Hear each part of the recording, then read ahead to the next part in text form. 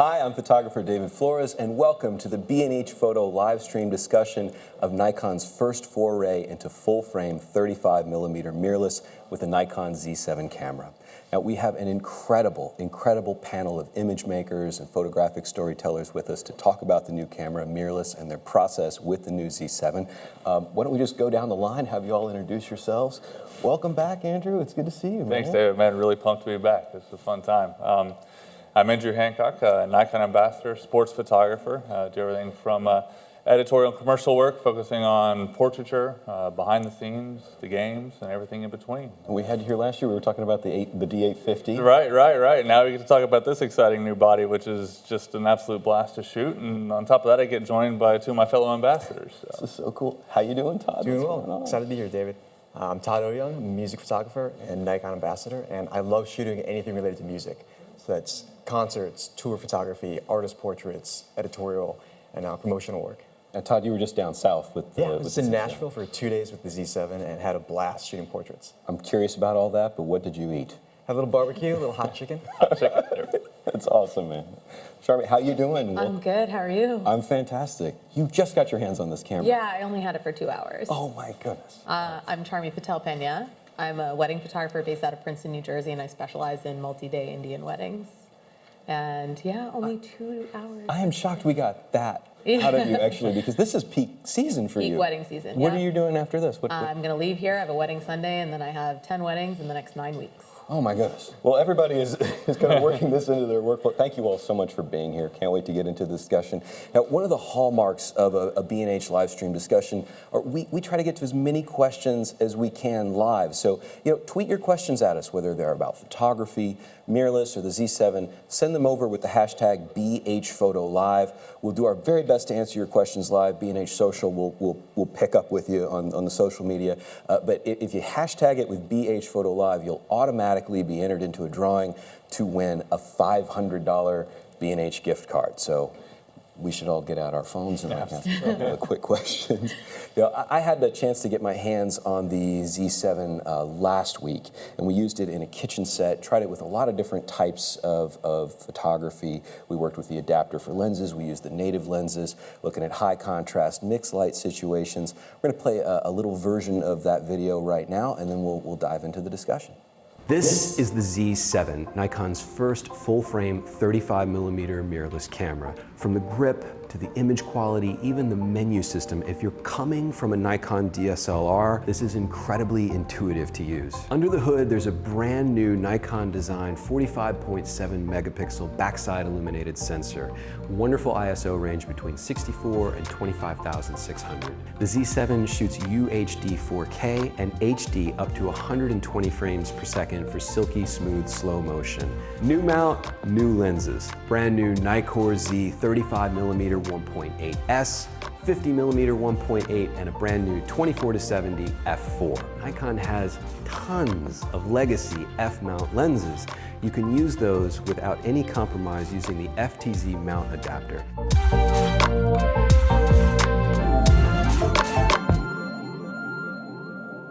Now, obviously, there's a lot of awesome specs that go along with the camera, but I'm interested, and maybe we can start with you on this, Charmi. Just picking up the camera, what was your initial reaction to picking up the Z7? I can see how it'll seamlessly be added to my bag because it just feels like what I'm used to. It's a teeny tiny version, but it feels like what I'm used to. It feels like a Nikon. Everything is where I want it to be. And the adjustments that I've had to make, and mind you, I only had 2 hours, but the adjustments I had to make and the things that changed were only because they were so worth changing. And we're going to talk about focus points later, I assume, but any changes I had to make were incredibly enriching changes. Other than that, it felt like a Nikon. And the menu system is the same. Todd, do you have any trouble navigating the menu? It's basically identical. I think all of us probably had the same experience where we picked up the camera, changed the settings, to customize it to our own likings. Everything's laid out the way we like it, and then we can just go to work. We can just start shooting, and there's probably a couple minutes in the menu, and then we were off and running. And that was such a beautiful thing. You pick it up, it feels like a Nikon. It has the ergonomics we like, the control layout. Everything's there. It has probably the most customization that I've had in a Nikon body, where there are at least 6 customizable controls. So you can set everything from accessing white balance to the focus mode and all these things that are at your fingertips. It's great. Awesome. Now, Andrew, you've been on Nikon for the better part of a decade now. In terms of picking it up and handling for you, was it familiar, or were there things to get used to? No, I mean, it was seamless. And, it picked it up and, made my normal changes, which for me, the first thing I'm going to do is going to be change it to back button focus. Oh. Absolutely. Yeah. Any back right button here. focus? Exactly. Okay. But you just get it and you just get straight to work. One of the exciting things last year when we were talking about the D850 that really just kind of blew me away was when we opened up a RAW file for the first time. And you just saw the dynamic range, the detail, the color, and the clarity. And it's no different with this. I mean, you have a D850 in a mirrorless format. Because I think one of the things we were asked last year was like, we'd like to see a mirrorless version of the D850. Well, here you go, you've got it. Now, these are some of your shots that you were doing here. These are gorgeous. Thanks. Where are we looking at here? Right here, we're on the east shore of Oahu, and really thinking about everybody there today with the hurricane that's heading that way. But we actually had Hurricane Hector passing to the south when all this happened, so unfortunately we didn't get a lot of really great dramatic Hawaiian skies, but we did finally get it to open up for about 10 minutes at one point, and we just made the most of it. And when we did that, normally I'm working a lot with heavy lights, but on this I was like, I just wanted to be light, nimble, responsive, so I brought the SB5000s and used those wirelessly with the camera, and it was seamless. We just got to making pictures, which is the true joy of this camera. That's something to bring up, because if you already have investment in the Nikon system, whether it's a flash system or even the battery, it comes right along. All of this stuff feels pretty familiar. But there are some differences. So you're going from an optical viewfinder in the 850 or another SLR to an electronic viewfinder. And what is that like? Todd, maybe we can start with you on this one. Moving over to an electronic viewfinder, what are some of the things you noticed? Was it weird, or did it feel comfortable to you? It was seamless for me. I think being able to pick up the camera and have the clarity of the Z7's EVF was astounding, and it was really freeing because you have, it's so clear, and it's not, this grainy, tiny image. It's something that it's like looking through an OVF for me. And in addition to having all of the kind of heads-up display, all of your settings visible, and I wear glasses, and having that eye point where it's still being able to see everything in the frame without still having it comfortably put up to my eye, where and not kind of having to look around. That for me, I mean, it's a beautiful EVF. The magnification's really good. Yeah. There's a lot of electronic viewfinders from other mirrorless cameras. They're excellent. I think electronic viewfinder is a wonderful thing and a wonderful technology that's in the mirrorless cameras. But this one's a little bit different. Like the glass that you're looking through is Nikon glass. There's a fluorine element. There's a spherical element. There's a different kind of clarity to this one. Now, as an event shooter, you don't always get to control the type of lighting situation or mixed lighting situation you're getting into. So I imagine the EVF may have some advantages for you. Well, during my 2 hours yesterday, I may have dragged another Nikon ambassador all over New York. And I was very quickly able to change my white balance and trust it. And so to not have to guess and play a little bit.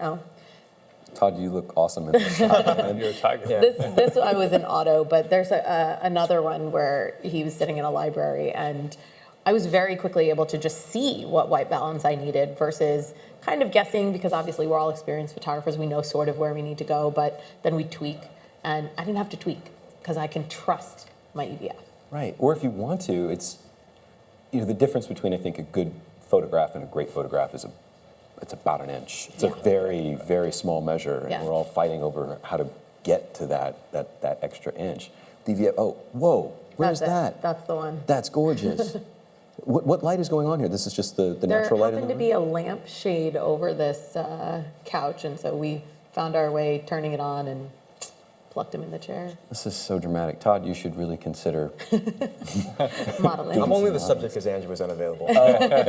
Modeling rates are high for me. Well, Andrew, like in the sports realm, how do you use an EVF? Because I know like blackout time's an issue. Seeing things in real time as they're coming at you is an issue. Was there a transition for you, or did it feel okay? That's something I was curious about when I was going to pick it up for the first time. And the thing I love, about the camera is, that EVF. I mean, it's a Nikkor lens essentially that you have in there. I mean, those are coated elements. And the fact that it extends beyond the back of the camera, so you're not just like smushing your nose into the side of it to try to look through. It's natural, it's right there, and you're able just to get to work. And last year when we were here talking about the D850, and I was kind of hesitant toward mirrorless just because my thought process was I look through enough screens as it is every day. I don't want to look at another screen. It was less than 5 minutes. One time I picked it up shooting I didn't even realize I was looking at EVF anymore. Whoa, what is going on here? What is this shot? One of my favorite things to do, which is multiple exposures. I've been doing that since the film days, and it's something I've always enjoyed doing. And it's one reason why I switched to Nikon back in 2010 and the multiple exposure options they had in the D3. It just they'll put a product in front of me that allows me to continually push my creativity. And the fun thing about this is when you set it up, you take a multiple exposure, and then in the EVF, it goes the first frame you take, roughly 50% or whatever it is, but you can see where that is in your frame to compose your second shot around that to make those two exposures work together. This takes the guesswork out of where you're positioning your subject. So much more calculated. Do you all do multiple exposures in camera? I do, but now I don't have to guess anymore. Usually I'm guessing. And beyond the double exposure, just the what you see is what you get kind of experience with the EVF is something that blew me away. I mean, I loved it in terms of the white balance to just the exposure, knowing you got it locked in, and it's exactly what you want, not kind of looking at the meter and then reviewing the image and go, okay, I need to adjust. It's all very fluid, so you can get that perfect exposure dialed in, the composition, everything. Your portraits are absolutely beautiful here, Todd. Thank you. I just love how warm all the lighting is. It's so gorgeous. But you do a lot of portraiture. I know you shoot stage, but I'm curious. Like the electronic viewfinder also has some benefits for a music photographer because the behind-the-scenes advantage, like if you need to be unobtrusive. Yeah, the silent shooting mode. It's completely silent. So if I'm backstage with an artist and trying to get those candid moments and be inconspicuous, the mirrorless lets me do that. Which is a huge revelation. When you say silent, though, yesterday when I got my camera, someone else had it before me, and they had turned it to silent. And so when I got the camera, I was trying to take pictures, and I'm like, why isn't anything happening? But it actually took like 30. It's fast. It's amazing. Really fast. Yeah. And you don't have that, if you haven't shot with a mirrorless camera before and you're working with the electronic shutter, there's no sonic note for you, but there's also no physical feedback from the physical shutter, so you don't know you're shooting. How do you get over something like that? Like, imagine like with sport, you want to know the camera's going. Absolutely, but I think that in a situation for me where this is going to sing, aside from working with a portrait subject, is doing behind the scenes stuff, being in a locker room, being in a place where you need to be that fly on the wall and just disappear. This affords you that opportunity to do that, which is fantastic. And it's just a tremendous asset to have in the bag. But I've got I think 4 cameras in order right now. I think 2 6s and 2 7s, just because I know how I can use so many different things. I do so much with remote cameras and whatnot. And I was like, I've got a lot of things I can do with these cameras. I'm really looking forward to putting them to use. So. Super cool. So electronic viewfinder is a big plus. Having the electronic shutter for silent work is a really big deal. Something else that jumps out at us here: brand new lens mount, the Z mount. So there's 55 millimeter diameter at the largest open part, and there's a 16 millimeter flange distance. This is awesome for new lens design. Like Todd, when you were down in Nashville, did you shoot with the 35? Yeah, shot with the 35 and the 24-70 f4, and I was blown away by the sharpness, edge to edge of these lenses. Whatever the engineers are doing, whatever magic and voodoo is going on, like it works. And I think that that's a testament, something we're going to look forward to seeing with what opportunities the new mount opens up. Not only from the the .95 Noct to lots of cool designs. Charmi, did you get to play with any of the native glass? I did. I have both the 35 and the 24-70, but I'm very much a prime girl, so I stuck with the 35 the entire time.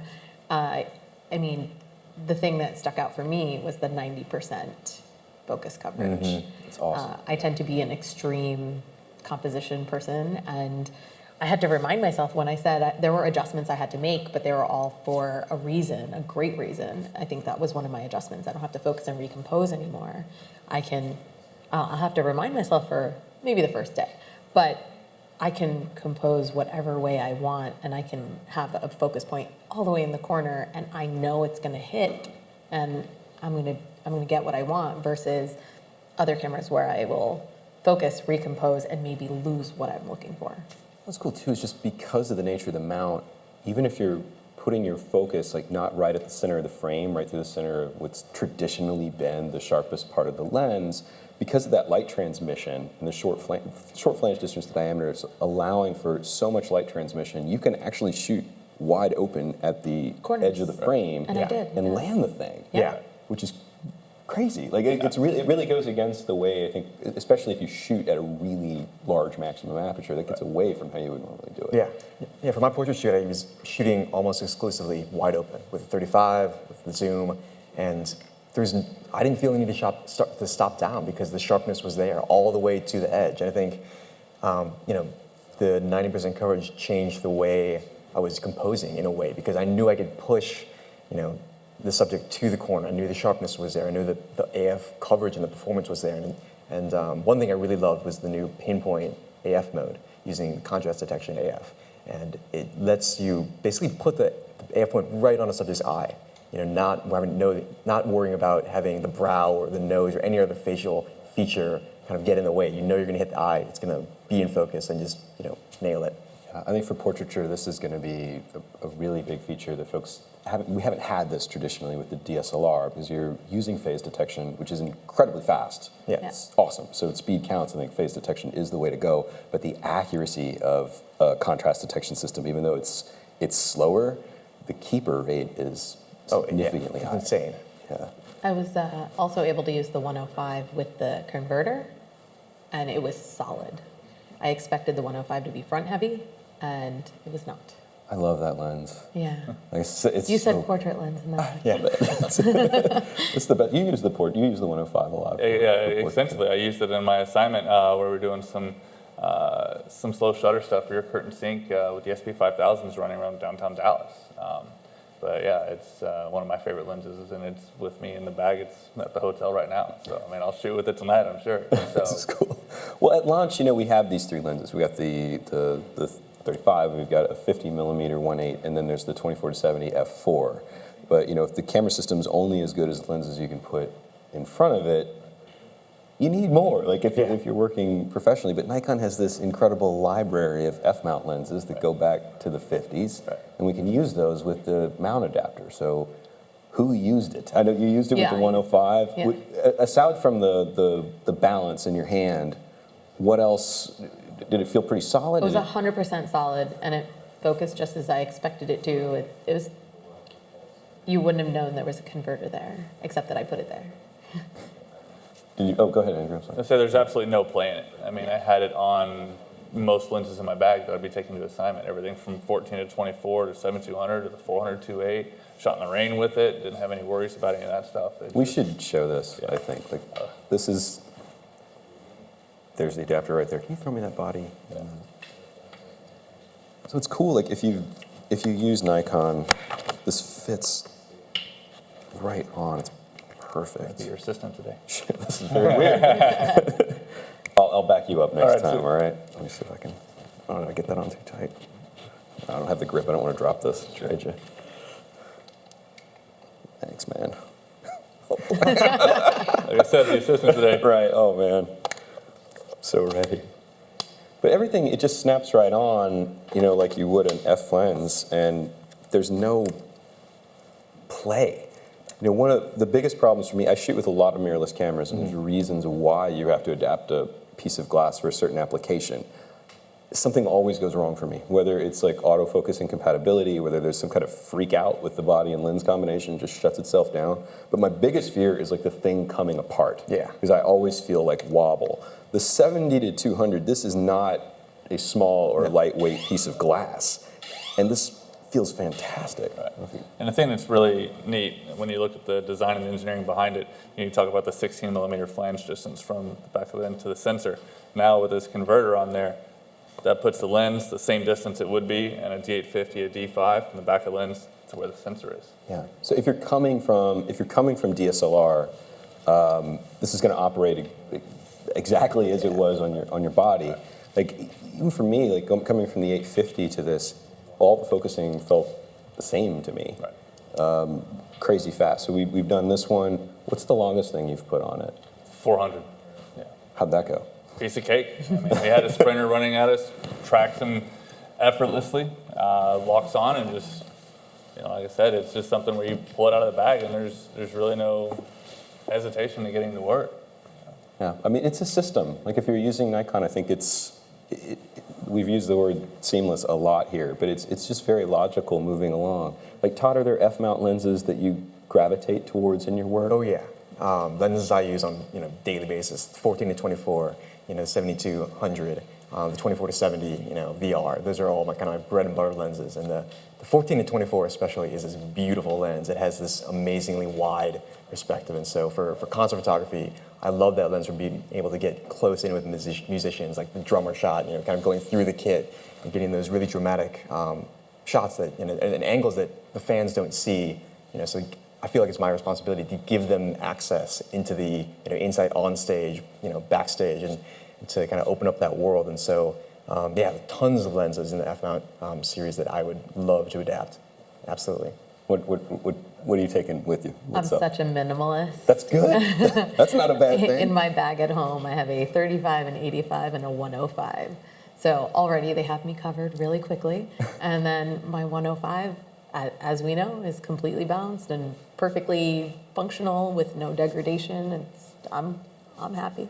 This is very different. Usually with a mirrorless launch, and it's hard to think about the Z7 as the first full-frame 35mm mirrorless from Nikon. It's strange because in a way, like the catalog of f-mount lenses is like wind at the back. Like if you have this stuff already, if you have lenses that you already love, it's right there. And even the battery comes along for the ride here. Except there's a new B version of the battery. Yeah, so that'll charge in the camera. In camera, so you can just plug in over USB, plug it into your computer or to the USB in your car if you're driving. Right. But the battery also, it's a really good battery. Like if you're shooting an 850, that battery, if you're coming from D500, D850, the same battery will work in the Z7 and the Z6. But the B version of it, you can charge as you go. How's battery life in the mirrorless camera? It's fantastic. We'd be out before dawn waiting for first light to shoot, and then we'd shoot throughout the day, shoot again at sunset. I never had to swap out a battery. So yeah, I mean, you have it to where you can plug it in a car if you're going from A to B, but I've yet to find myself in a situation where I've had it. And one thing that we do whenever we have a new body like this, which is a pre-production model, and we push it to its limits and say, all right, because we want to shoot it like we would normally be shooting an assignment, and say, all right, what can this thing take? Yeah, I had the same experience as Andrew. I shot 2 10-hour days, single battery, shooting 1,000 to 1,500 shots on a single battery. And if I can shoot all day on one battery, I'm good. It's pretty nuts. I just told Nikon about this morning, but when we were on the kitchen set for the video that we shot last week, I intentionally put the camera into high-speed continuous, trying to kill the battery. And your mileage is going to vary depending on what conditions you're in, altitude, the temperature. All kinds of things go into how long a battery lasts on the day. But in the studio, we had over 2,000 frames out of that camera on one battery, which is insane for a mirrorless camera or any camera. Yeah. Really. Yeah. All right, so we should talk a little bit about video because I think there's a lot of really awesome stuff that's under the hood here. And one of the features that the folks at B&H that Doug and Bobby really loved was the vibration reduction that's built into the camera. Now we have advantages for this as photographers, but on the video end, it was really, really incredible. Did you all get a chance to play with the video at all? Shoot any video? I mostly played with the focusing for video, and it's I played with how it racks automatically, and it's so smooth because you can control the transition. You can control the speed of the transition. Other than that, I didn't play with the video a ton, but just seeing that there's this absolutely smooth transition, and just by tapping it, really simple, nothing crazy.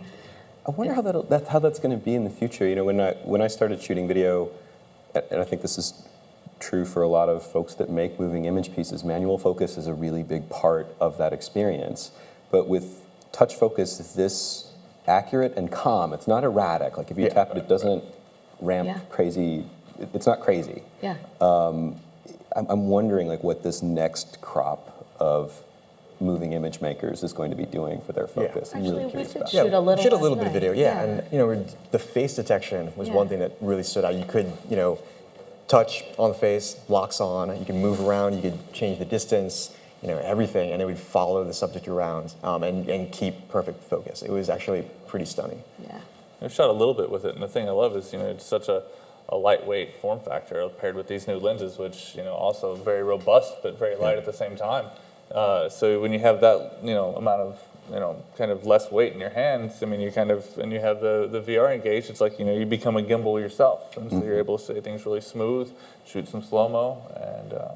I love the build of the new lenses. Like when I saw the images of them, I didn't, you don't really know until you touch them, but they look so minimalist. Yeah. They're so clean, but there's a weight and a wonderful build quality to them.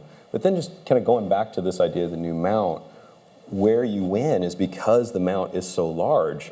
The stabilizer actually inside can really move. Sure. Can really move around. So the vibration reduction is awesome. And it works with your F-mount lenses. Right. So I think one of the big requests, like folks that love the 105 portrait lens, there's been a lot of requests. Hey, is there any chance of a VR version of that lens? And the same thing with the 14 to 24. Now you got VR for every lens. That's right. How slow, did you shoot some slower exposure I stuff? did a little bit. I was just pushing it because I don't normally shoot at 1.8, and I definitely don't normally shoot at a 20th, but I did, and it was sharp and clean. It was perfect. Nice. How slow did you go? Because I know you're going for depth on a lot of these beach Sure, shots. but whenever we did some of the low light pans with rear curtain sync, and we're doing 15th of a second, and it's keeping the line straight and everything like that. The other thing that's exciting is, the built-in VR works in tandem with your lenses that have VR. So they're not going to be working against each other; they're going to work together, which just gives you, that much more of an added benefit. That's nice. And how often does vibration reduction play into your work, Todd? I think for backstage portraits of artists or those kind of candid moments where there's no light, non-existent lighting, it's going to be huge. The fact that it'll take any existing lens, and add VR to it from an F-mount, that's massive. So being able to shoot in super low light conditions and get that 5-stop VR bonus, that's great.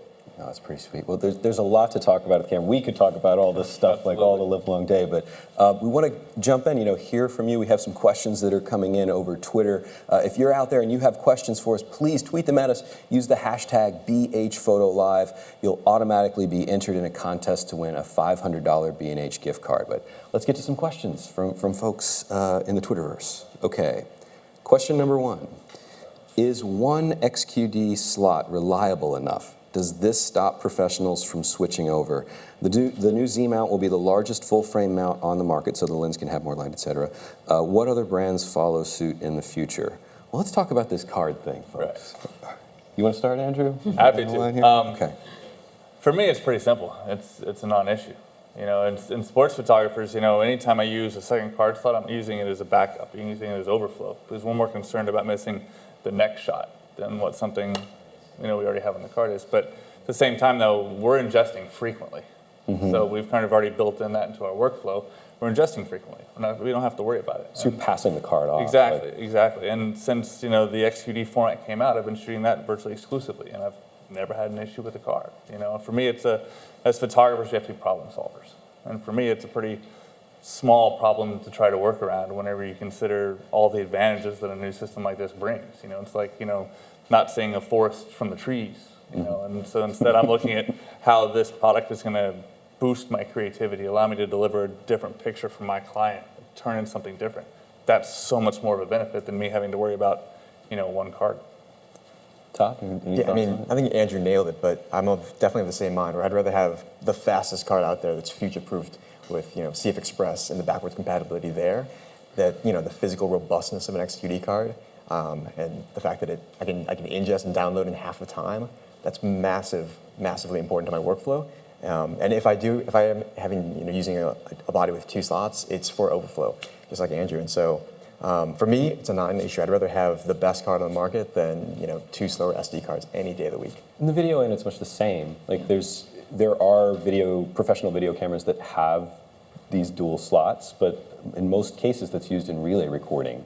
So you don't run out of time, or you have a runner that goes through it. But Charmi, I gotta hear, on a wedding shoot, like how do you rectify this? Because wedding photographers, backup redundancy is a big deal. Absolutely. Yeah. So first, I will be adding this to my bag. My D850s are glorious, amazing cameras that I do not need to replace.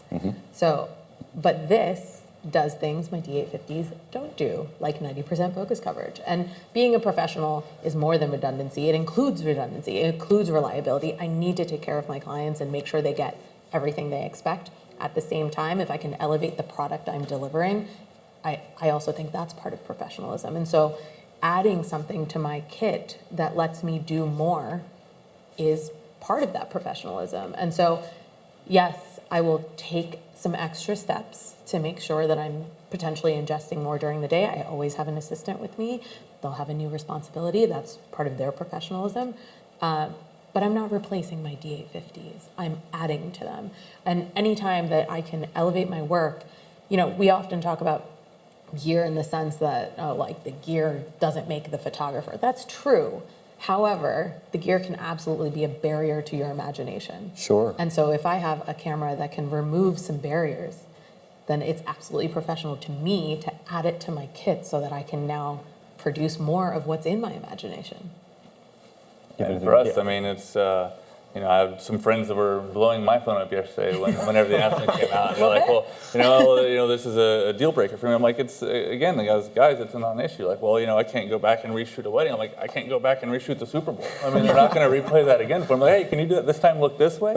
It doesn't happen. But for us, that's also why, you know, we've got runners and we're pulling cards in between plays. And, you know, I'll have 4 cameras on my shoulders and it's just part of what we do. It's like, pop them out, pop them in, get back to it. That way, everything's saved on the back end. They're going into external drives. Client, you know, editor, if we have it on site, they're already getting things filed, uploaded, and out. You know, it's just part of the workflow. I like the idea that all of you are talking about where the camera becomes complementary to the DSLR system that you're already using. So there's feature advantages that may become a priority in a different situation. Like if you're shooting, like Todd, if you're backstage, you need a completely silent shutter. You don't want to click, click, click. You don't want to hear that. It's all about using the right tool for the job. Right. You know, there are times when the D850 is going to be appropriate, and there are times when the Z7 is going to be appropriate. It's just about using which one's going to allow you to make the best possible image with, you know, the least friction. Love it. All right. So another question here coming in from Twitter: what makes the new Nikkor Z50mm F1.8S unique from current 50mm on the market? And why do you feel it will rank highly amongst other 50mm lenses? All right. Anybody want to take on that? I think part of it's just the engineering of the new system with the Z mount. Yeah. And having that wide open aperture at 1.8, edge to edge sharpness, I mean, that's just fantastic. Yeah, I think people are really going to have to use the system and experience that wide open sharpness that we have, because it's convincing. And when you compare, you know, the 35 to conventional DSLR 35mm lenses, you're gonna see the advantages, and it's convincing and compelling, and it's enough for me to, you know, pre-order this, you know, the 35 and the Z7, and because I want that performance in my bag. Yeah. Some of it is just like the science behind it, having the physically larger mount, having the shorter flange distance. It's little things that, you know, we're not talking about. Obviously, yes, because of the design, engineers can really have a heyday with how they do a lens, but shortening that physical distance also controls problems that we have with the existing way we made images. Like, that closeness really reduces the amount of chromatic aberration that could creep into a shot. So it's not just about being able to get sharpness wide open, but it also saves you a lot of time on the back end. I know everyone here makes portraits. Saving that time on the back end, cleaning up chromatic aberration, I think is a big deal. Right. Anything else you wanted to throw in on 50? I mean, double the light because of the shorter flange. I mean, 1.8 is, first I can use it because it's actually edge to edge sharp. Right, right. But on top of that, there's just so much. You have to use it. You really do. I didn't get it. We've been talking about it for days. Yeah. But until I got my hands on it and played with it, I didn't really get it. And all three of us, because of the genres we work in, all three of us are working at low light on a regular basis. Constantly. And, you know, high ISO performance has already been a hallmark for Nikon for forever, it seems. And so now we get to pair that with the ability to go even faster. Yeah. I mean, it's a match made in heaven for us. So. All right, big question here. What is the biggest leap forward that this new mirrorless camera series delivers? I don't know. Maybe folks have different ideas about this. There's a Charmi, lot of them, but for me, it's the 90% coverage with focus points. Also, there's a lot of different customizations. This is the most customizable camera I've played with, and I have the weirdest customization that I actually really love. You have to talk to us about this. So you can use the focus ring and make it your exposure compensation. Oh, right on the dial. Yeah, and so for me, that means ergonomically, this claw hand can do a little bit less work, and this one can do a little more large movement. That's cool. Instead of like teeny tiny, movements here. And so I'm spreading the work, which is going to serve me the day after when I have a wedding hangover. But also paired with the EVF, when I tend to be a little bit more of a moody shooter. Paired with the EVF, I'm really shooting for what I want really quickly. But the customizations, there's so much you can change and make it yours. I love that. What about for you, Todd? Yeah, I think to build on that, I mean, the fact that the zoom ring or the focus ring on the primes, it's not mechanically geared, and it's basically fly-by-wire, so it can not only control the focus, but you can set it to control these other features. So it's basically another customization function, which is amazing. I mean, for me, there's so many different functions that stand out and features that stand out. It's kind of the sum of all the parts that elevate this, the Z7 into something that is really special to me. It's a combination of, the AF coverage, the EVF, the fast XQD card in this tiny compact body. So it's so exciting all around. It's so difficult to pick a specific function or feature for me. And for me, the way I would describe it is the camera is kind of the quintessential tool for someone that's a true creative or a storyteller, which I kind of think that funnels into exactly what I am. Is it allows you to do so much more, everything that we can do, like we said, with the multiple exposures before, but now like in the custom picture profiles, aside from vivid and portrait monochrome, now they have this new menu of creative profiles. So and you can make your own. Exactly, and so you have like these ones, like you use a filter on Instagram or a preset on Lightroom, you can do it straight in the camera. So whenever I was in this CrossFit gym in Honolulu, I had this beautiful red wall in the background, but I was like, I want to bring that down a little bit. And I looked through there and I was like, oh, what does bleach do? And so bleach dropped all the colors, desaturated the image, boosted the clarity in it, so you get a little bit of grunge, a little bit of that mid-tone texture. And I was like, this is fantastic. And you can see it in real time. And you can see it, yeah. And it just gives you the ability to just go and, come up with something different, do something new. And then again, the ability just to disappear when you need to disappear. I saw somebody's file of a night sky that had an in-camera preset yesterday, and it was flawless. So the things you can set up yourself for, and we talked about this earlier, whatever I can do in camera, that means I'm doing less later. Right. Yeah, I agree. Photographically, 100%. But also, it's like photographically, you expect this from a Nikon camera. What surprised me and what I feel is really the big leap is the attention to detail on video in the camera.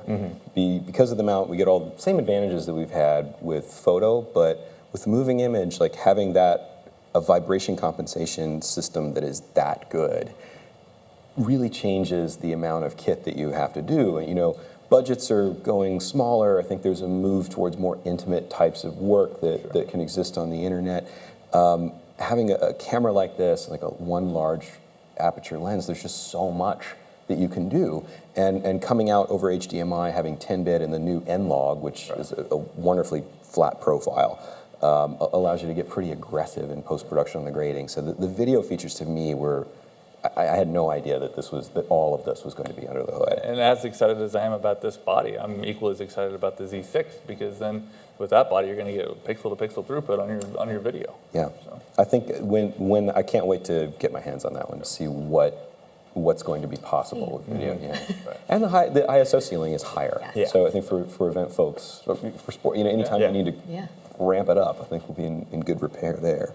All right, next question. Let's see what we've got here. Mirrorless cameras usually have a short battery life. Has this been improved?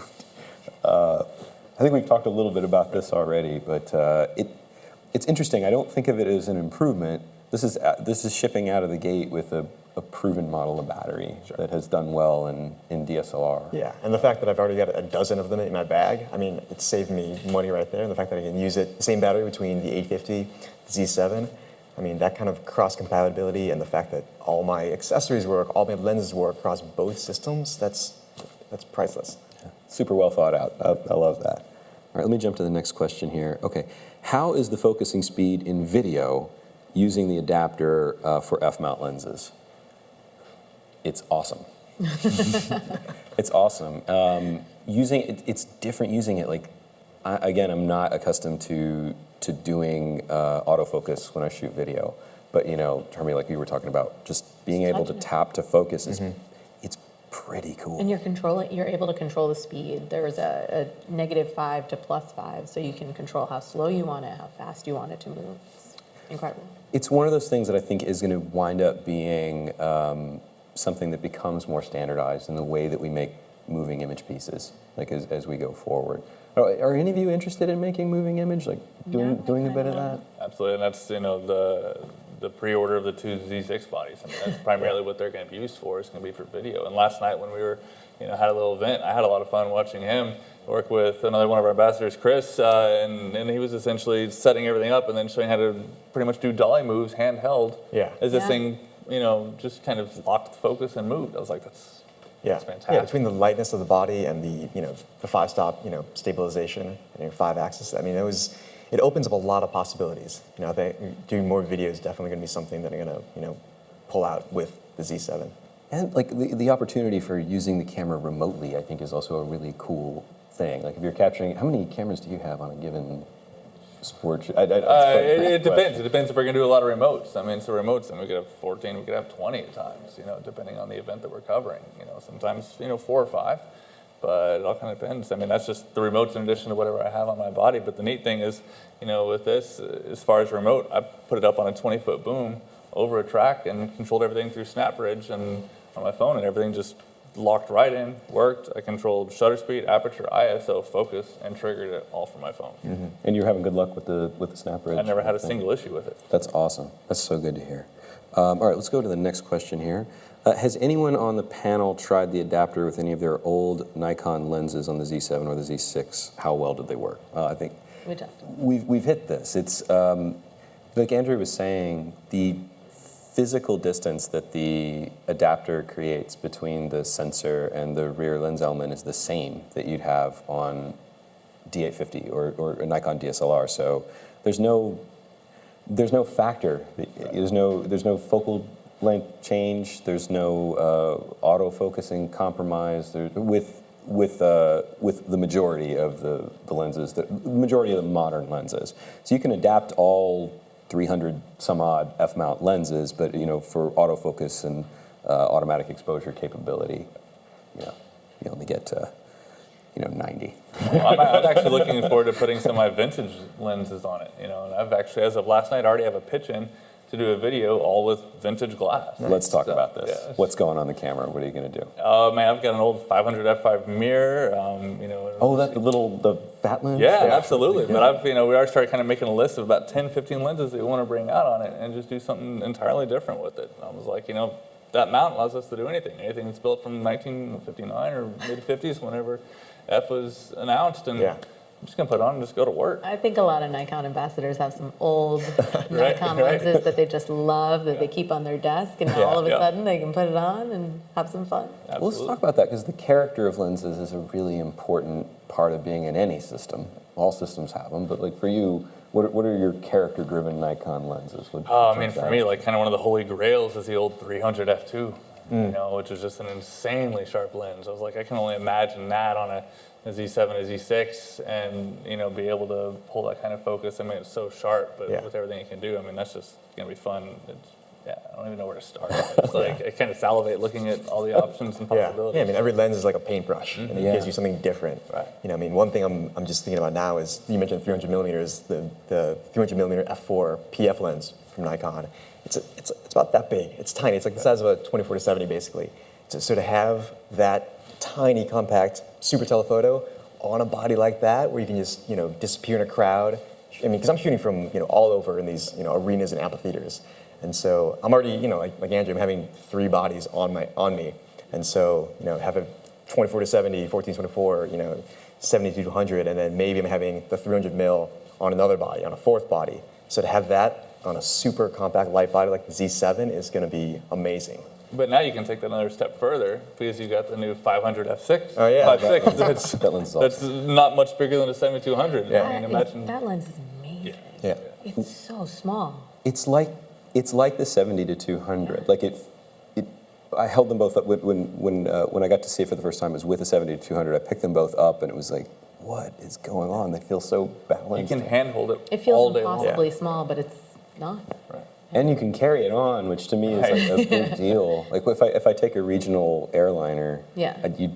You want to get the camera bag on. Right, Like, right. Other stuff you could ship or take It's your disposable. Yeah, I might be able to find that, but you got to get the cameras on. You Yeah. can't do anything if you don't have the cameras. Being able to get it in like a standard size or even like a small backpack and just slide it under the seat in front of you is Exactly. pretty fantastic. Right?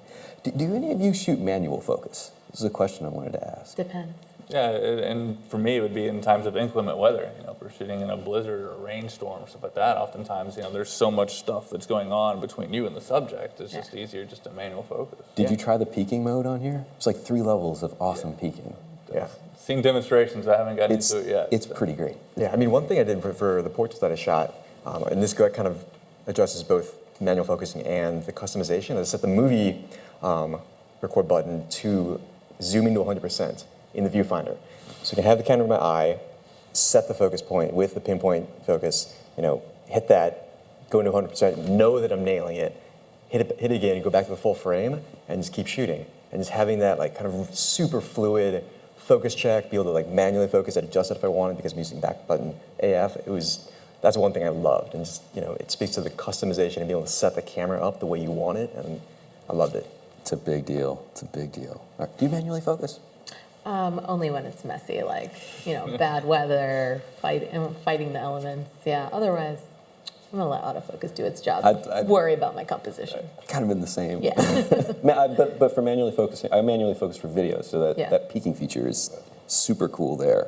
All right, so I don't know the answer to this question, so let's see if maybe one of y'all have this one. Is there a built-in intervalometer? So you have any log settings for video, exciting times for photography? Cool. Is there a built-in intervalometer? Shall we check? Survey says. Oh, and Yes. there is. Yep, sure it is. Just like it would be in your 850 or D5 Nice. 500. It's Yes. there. It's ready to go. Yes. It's in the same spot. Same spot. Okay, so if Just you're- like it should be. If you're coming from the 850 or the 500, it's right there. As for log settings, you get Nlog coming out over HDMI 10-bit to a recorder. So it doesn't do Nlog internally, so you just have to go out to a recorder. I think most folks that are going to be recording a log file anyway are going to be going to an external recorder. And agree with you here, these are exciting times for photography. Okay. Oh, here's a good question. Who do you see being the target audience for the Z7? If somebody is considering D850, why would they choose a Z7? It's a good question. Who's it for? I think it depends on how you want to use it. I mean, Yeah. it fits and can do so many different things across genres. It kind of depends on where is it and how is it going to be the biggest asset to you and what you want to do. So for me, if I was doing less games, I was doing even more behind the scenes stuff, I'd be more likely to pick up that. But, I'm also doing a ton of portrait work. So my D850 is my workhorse for portrait work. This will still get thrown in the mix. D5s get used less sparingly when it comes to, sporting events, especially late night stuff when it's dark. D5s can get the bulk of the work of the workload. But Is if that I'm ISO ceiling? Exactly. But if I'm doing the behind the scenes stuff, I want to be quiet, else like that, those two are going to get put to the side, and it's only going to be that. So that depends on just how you want to use it. Yeah, I agree. I think it depends on the photographer. There are, pros to both systems, and that's why they're complementary to each other, and that's why I'm going to have both in my bag. I think that the form factor of the Z7 is a huge benefit, the silent shooting, all these things. So if those features, that feature set speaks to you as a photographer, that's going to let you do your job better, make more compelling images, and free you, as a photographer, that's an easy answer. I think if you need things like, dual card slots, 850, so there are no wrong choices. Right. I think that's the great, And weird. depending on where you're looking, the thing that's great about all of those is magnesium alloy, weather sealed. Yeah, they're built well. Yeah, the build quality of the D850 and the Z7, it's the same. You pick up the Z7, it's small, but it has this kind of density that inspires confidence. It's not. It has like a, I don't want to say weight, but the build, it's there, it's Robust. solid. Yeah. Charmi, for you, who's this for? I mean, I think it's an embarrassment of riches a little bit, isn't it? Like, we have so many great options, and I think every photographer, I mean, I hate to just echo what they said, but I think every single photographer is so different, and your needs are different. For me, they meet different needs, and so they're both for me.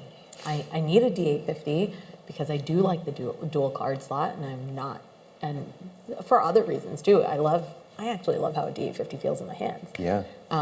But this also does things for me that the D850 can't. And so they're complementary to each other, and I'm going to need them both. I think that's how we're approaching it. Everybody here is already on an SLR system, so this becomes a complementary tool to the kit that's there. But if you're somebody out there and you're thinking, well, I'm not adding this to a system where I'm looking for one really great camera. Is it going to be D850? Is it going to be the Z7? I think you have to look at how you want to use it. I think the control layout's very similar between the two. You're not giving up anything in terms of like glass availability. That's all there for you. To me, I think if you had to buy one, it really comes down to choosing something with an electronic viewfinder or choosing something with an optical viewfinder. And one is not better than the other. They do very, very different things. The beauty of an optical viewfinder is in real time, you're seeing exactly what is in front of you. And there's no preview there. You're just looking right through a window at the world as it's presenting itself to you. With the electronic viewfinder, you're seeing the way that the sensor is reading that world in front of you. Almost seeing the future. Which the benefit of that means you know exactly what your exposure is going to look like. Yep. Right. So to me, that would be the big thing. If you could only have one, do you like an optical viewfinder? Do you like an electronic viewfinder? And they're very different. For us, we're all like, oh, this is complementary. But if there can be only one, then I would think in that range. All right, let's see what we got here. What is the single most important reason to switch to a mirrorless camera? Charmi, we'll start with you. But I'm not switching. Let's talk about that. It's not a replacement. It's not a replacement. Yeah, I mean, these are systems that work hand in hand, and I guess if you're a person who really needs a smaller body and needs to be silent all the time, then you absolutely should switch. For me, it's about adding tools so that my imagination is less kept in a box. And this helps me get further and further out of the box. The gear keeps my brain in. I think the exciting thing is, this thing is, kind of like a sports car. There's so much power packed into a tiny form factor. And I think that we've only, like I said, scratched the surface of what's really capable of happening within that box. Yeah. With that processor, I think once you start seeing like a CF Express start to come out. I'm excited about that. Yeah, that's really let the processor breathe and really write those files super fast. I think that between that, all those autofocus points and edge to edge, we're just scratching the surface, especially with all the lenses that are in development that they announced as well. They're going to be coming down the pipeline. I'm glad you bring that up. Like the CF Express protocol, when that does hit the camera, there's some folks I think that have some problems understanding the spec. There's like a 5 frames per second, a little faster than 5 frames per second high-speed mode, and then there's like a high-speed plus mode that'll get you up to 9. Right. But that protocol is going to clear the buffer fast. Right. Like, so when that lands, like, update your firmware. Absolutely. For sure. Yeah, the fact that it's future-proofed for that CF Express, can use the same form factor with a firmware update, that's massive. Super cool. And you're not switching to mirrorless. It's just coming in. It's coming in. It's going to be a complementary piece to my kit. I think there's so many things. For me, I think the EVF and that compositional freedom to put the AF point anywhere I want, to compose and not have to recompose, that's pretty exciting. But in addition, I think that the new lenses are so phenomenal, and the sharpness people are going to see with these lenses is something that is worth considering mirrorless and the Z7 just for that, regardless of all the other features. But the new lens mount, the new optics, and what that lens mount are going to allow, that's exciting. It'll be super cool. Well, there's all kinds of different things, all kinds of different possibilities that I see when I am introduced to a new technology or a new piece of equipment. Charmi, maybe we can start with you. Like, what are some of the things that you want to try with mirrorless? Now that in Nikon there is a full-frame 35mm option. Yeah. My receptions that I shoot are pretty wild. Usually my clients they go all out on lighting, and their decorator is lighting things, and their DJ is lighting things, and the hotel is lighting things, and I mean, It's a lot. it's a lot. And I'm excited to see how this helps me speed myself up through that process. I adore light. I'm obsessed with chasing light and figuring out light, but anything that can, take me from A to Z faster, and this will, I'm excited to use it at a big, crazy reception. Awesome. Well, you have a lot coming up. So I it do. seems like there'll be some opportunities for Yes. you very soon. Todd, for you, what's something you I want can't wait to use the Z7 at a concert. Live music, for me, one of the thrills about it is the challenge, because you have limited time, limited access, low light, fast action, and you got to freeze it all. And so, it's similar to sports photography, where it's jumping through these like flaming hoops in the photographic, terms. It's super technical, and for me, if a camera, succeeds at that, it's aces. And I have no doubt that the Z7 is going to be a huge, winner in that regard.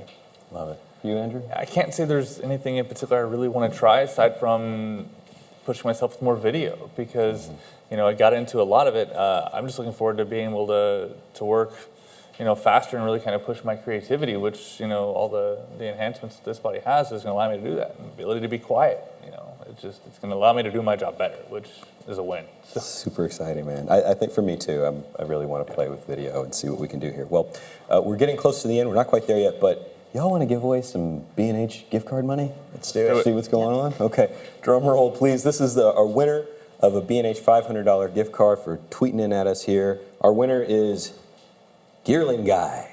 Gearling Guy, congratulations. You got a $500 B&H gift card. It's super, super cool. And we've done a lot of conversation around the Z7. We've talked about the Z6 today.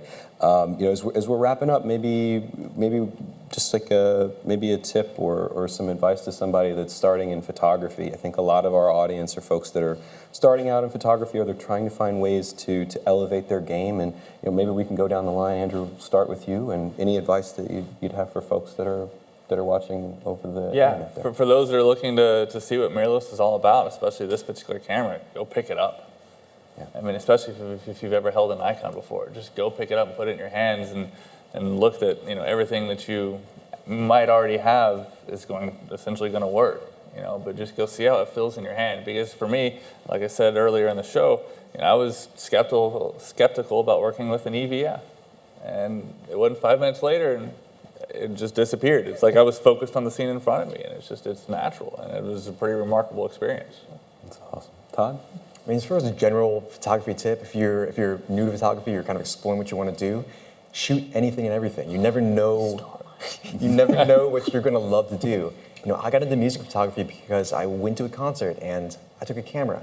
I was going to entertain myself with just shooting if I didn't, like the music or like the bands, and I fell in love with music photography, and that was what I wanted to do. So I think take those chances, shoot anything and everything that you can. Get out there. Love it. Charmi? I'm going to stick with mine, even though he just said it, but in a kind of a different sense. That if you're just starting in photography, I think it's really easy to get disheartened when you see your frames later and you're like, well, this is not where I was going with that. And the only way to overcome that is to keep shooting and shoot constantly and shoot anything, and not just to find where your passion is, but just to keep pushing yourself and learning where you need to be and how you need to improve your composition and how, where your weaknesses are and what you can work on. And I think it's like any craft. The more you're going to work at it, the more you're going to clean up where you're headed. I love it. Learn from your mistakes. Learn from your mistakes. That's great. Thank you, Charmi. Thank you, Todd. And thank you so much, Andrew. This concludes the B&H live stream panel discussion around the Nikon Z7. Thank you all so much for watching. We'll see you soon. Bye-bye.